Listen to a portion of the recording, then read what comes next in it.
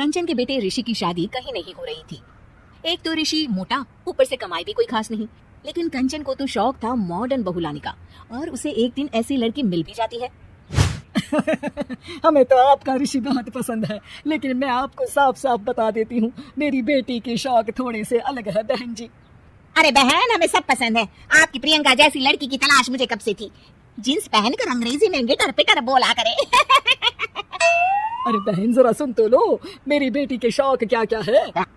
अरे नहीं नहीं बहन, बस लड़की को देख लिया तो सब कुछ देख लिया। आप ना शादी की तैयारी करो, और वो जरा सामान की लिस्ट भी दी है ना मैंने। हाँ बहन जी, सारा सामान शादी से एक दिन पहले ही आपके दरवाजे आ जाएगा। मजा आ गया, मजा आ गया। अब तो बस आप शादी की तैयारी करो। प्रियंका के माता पिता के जाने के बाद कंचन का पति उससे कहता है, अरे भाग्यवान, तुम तो कुछ ज्यादा ही जल्दी दिखा रही थी शादी की। अरे बोलने तो देती, लड़की की माँ क्या बोलना चाह रही थी। अरे आप चुप रहिए जी, कुछ पता भी है आपको, बस मुफ्त में बोले जा रहे हैं। मेरी दोस्त शशि की बहू देखी, लंबी पतली और पढ़ी लिखी, हजारों में कमाई और संस्कारी भी। अरे पर जब वो मेरी बहू देखेगी तो जल भुन जाएगी। लेकिन तुम तो शादी ऋषि के लिए कर रही हो ना, या शशि के लिए? तुम्हारा लड़का कुछ कमाता भी नहीं है, और शरीर भी भगवान की दुआ से फूलता ही जा रहा है। फिर बोले आप, है? फिर बोले आप।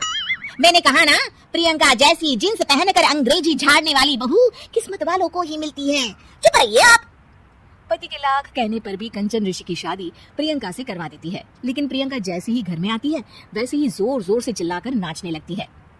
आज मेरे यार की शादी है, आज मेरे यार की शादी है, अरे नाचो ना नाचो। आज मेरे यार की शादी है।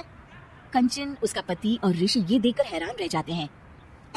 लग रहा है बहू को शादी की बड़ी खुशी है। हाँ, बहू क्यों नहीं, हम भी नाचेंगे। अरे नाचो नाचो जी, मुंह क्या दिखाए हो, चलो चलो नाचो, बहू कह रही है। कंचन ये कहकर प्रियंका के साथ नाचने लगती है।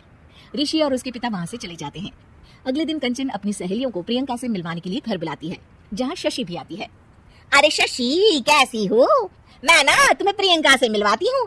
अरे सच में बहुत ही एडवांस सोच की लड़की है, कितने मॉडर्न ख्यालात है उसके, पता है तुम्हें? अरे हाँ कंचन, जरूर, बच्चों की शादी अच्छी ही होनी चाहिए, और वैसे भी तुझे तो शुरू से ही ऊंचे ख्याल की बहू चाहिए थी।